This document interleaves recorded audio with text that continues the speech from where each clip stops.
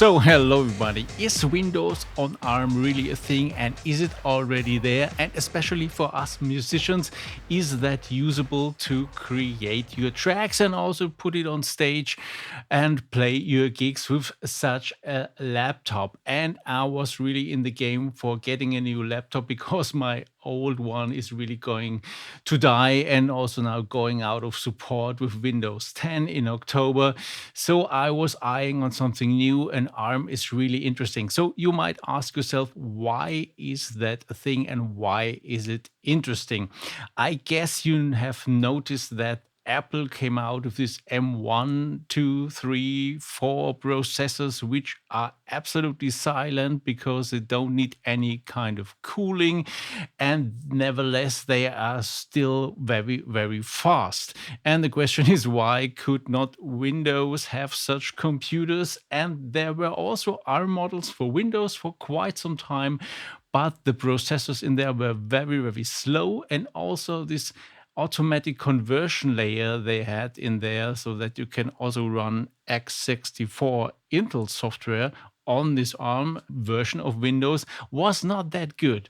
But now in 2025, this layer got improved quite a lot. And also, finally, there's now a chip which is on the same level as the Apple chips, which is the Qualcomm Snapdragon X Elite series.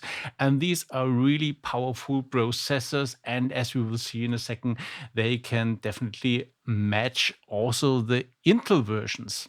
I actually wanted to wait till June when also some software from Microsoft is coming. So for MIDI 2.0, and they will also come up with an ASIO driver, which will run with all the onboard sound cards as well. But now so much stuff turned up, for example, a Bitwig version for ARM. So I was much too curious, and I got a very, very good deal for a Lenovo T14s model, and I also chose the version with a touchscreen, which I always have on my laptops, and I love that a lot. Let's do a little bit of unboxing first. And yeah, only thing really noteworthy is everything is wrapped into cardboard boxes, which is really nice touch. No more plastic for the wrapping, and you can easily recycle that. But besides the actual laptop and the power plug, there's not much in the package, which is worth looking at. So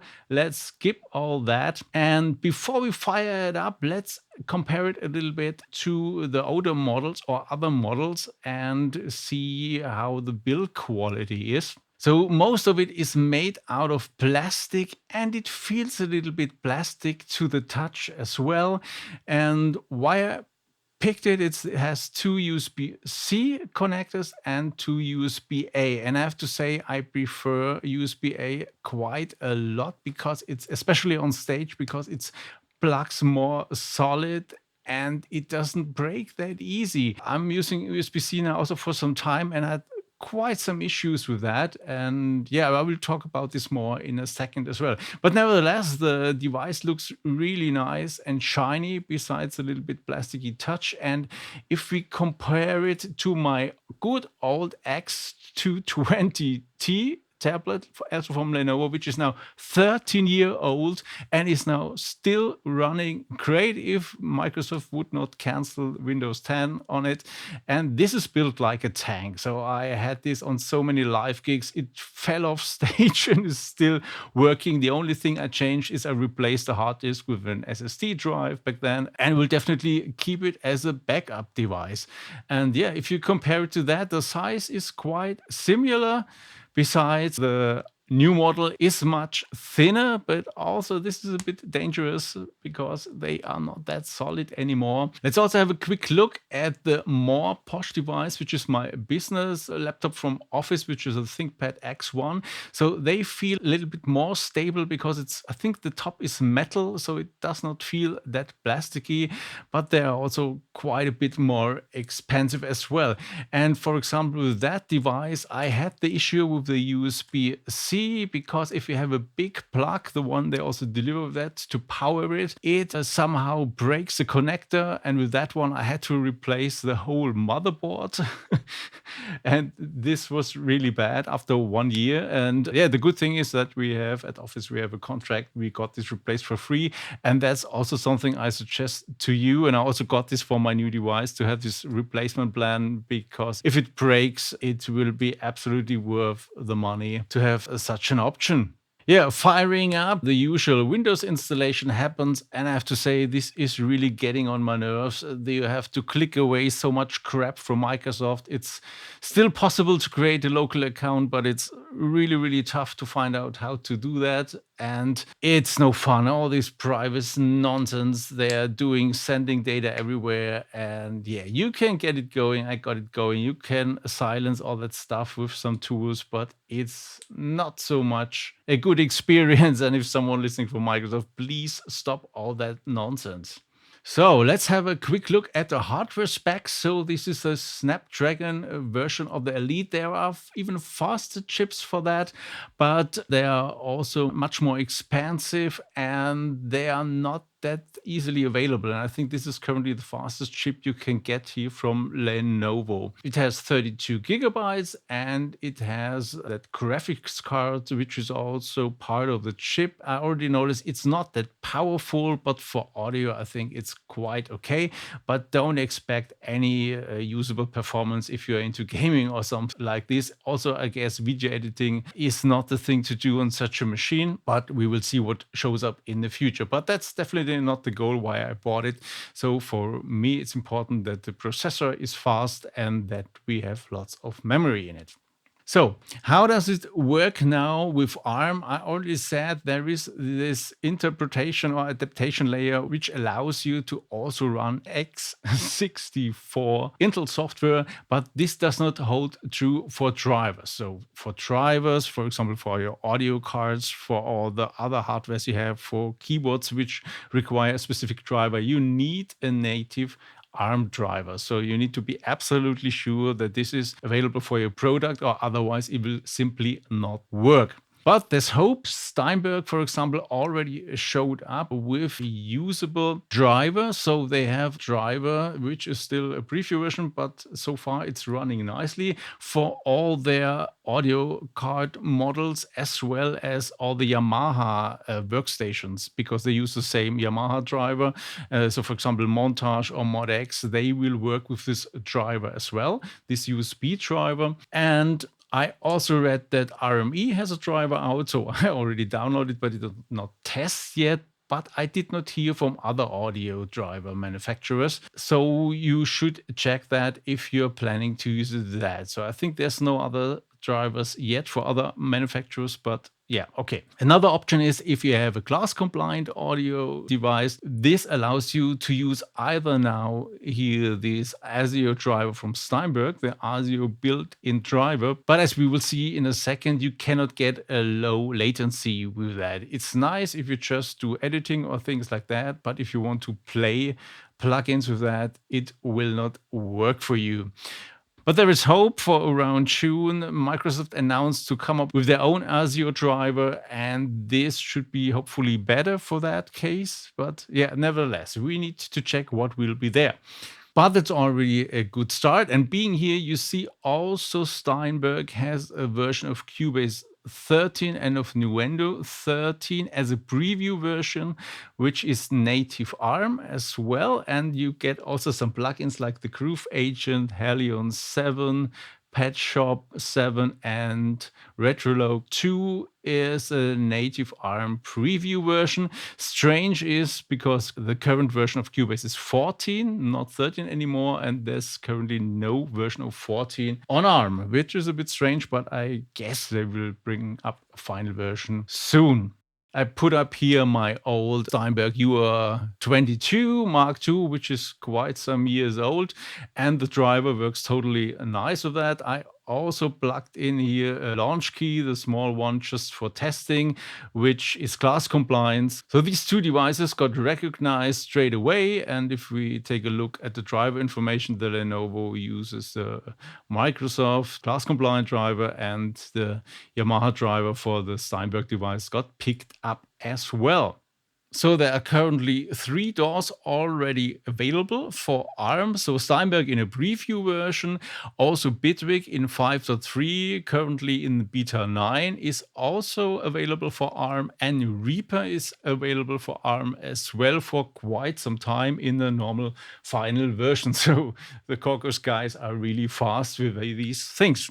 So what I want to do now is to compare these 3 DAWs on Intel and on this new ARM Lenovo laptop, and have a little look how their demo projects perform on these two platforms. So we get an idea. This is my current Intel PC, which is already also some years old, but it's still quite nice for me.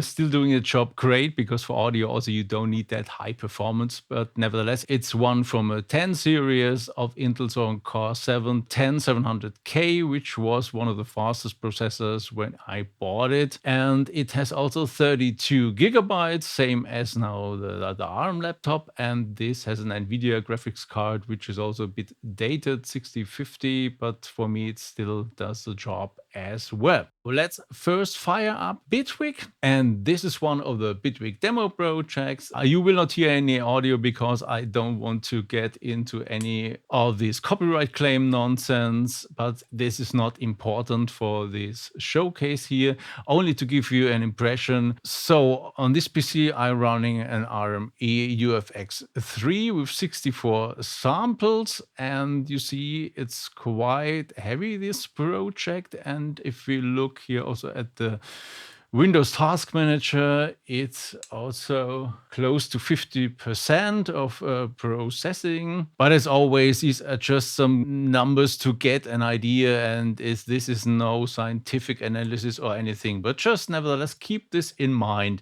And the first test I did on ARM was to use this Steinberg driver for inbuilt audio cards. So this uses the audio card now of the laptop, and as you see, it has a quite high latency, which is not really usable, and there's no way to change this. I tried it via the dialog or via the Bitwig dialog, and nothing changes there. If you have an idea how to do that, or if it's possible, I don't know, just write me down in the comments.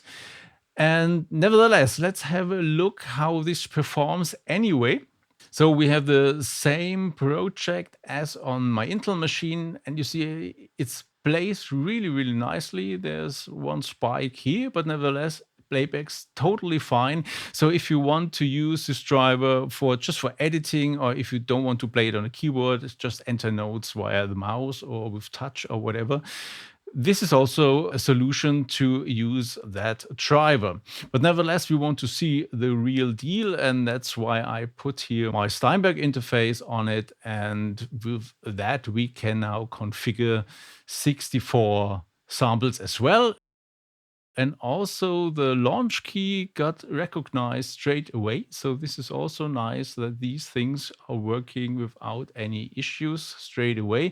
And also the MIDI port of the Steinberg device is recognized. So I could also connect more MIDI devices to that.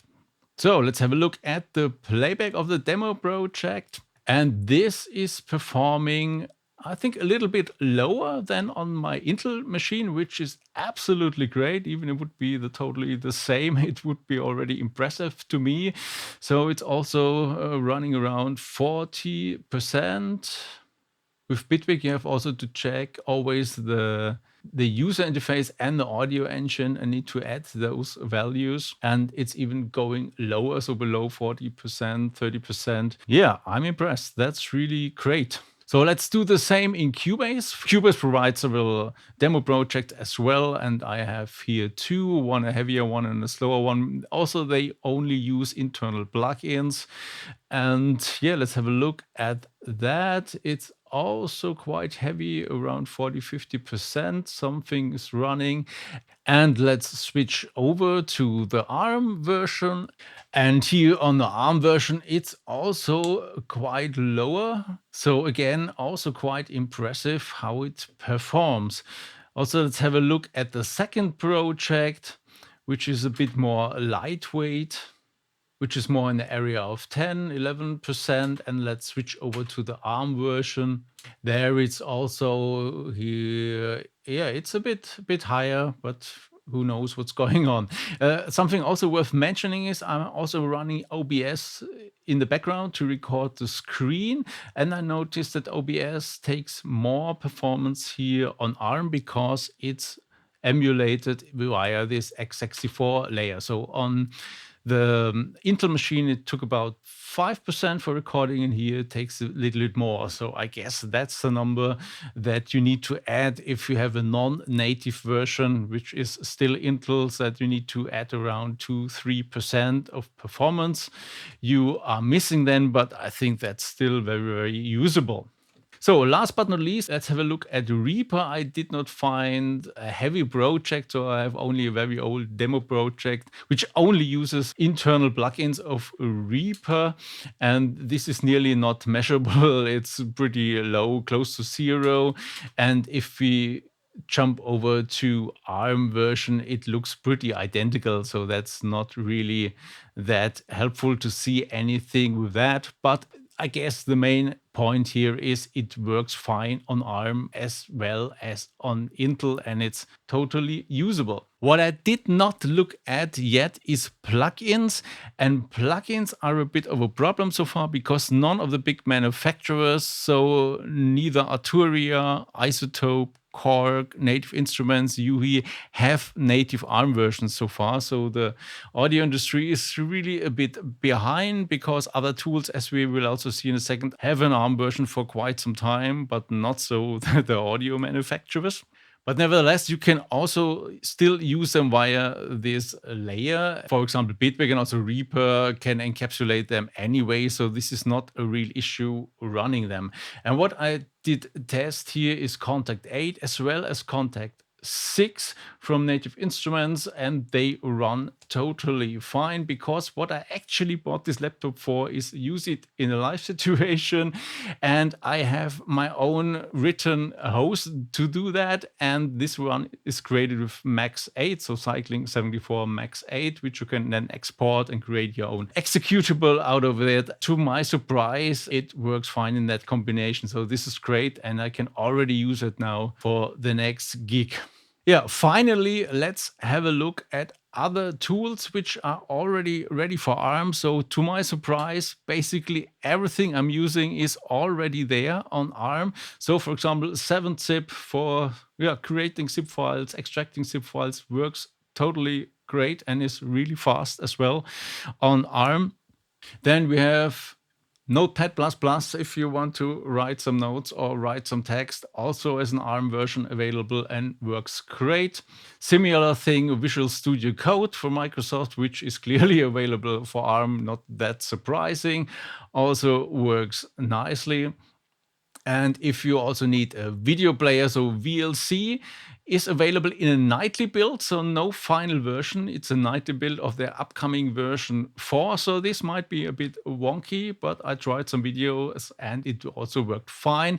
And if you need a bit of Office, I tested LibreOffice, which is also available in ARM version, and both the writer and the calc software work fine as well on ARM. Some tools don't have a native ARM version yet, but nevertheless work fine. For example, KeyPass 2 for storing all your passwords, or AutoHotkey, which I always use for starting applications via the keyboard, for example, is also not yet available for ARM, but works also totally fine in the Intel version.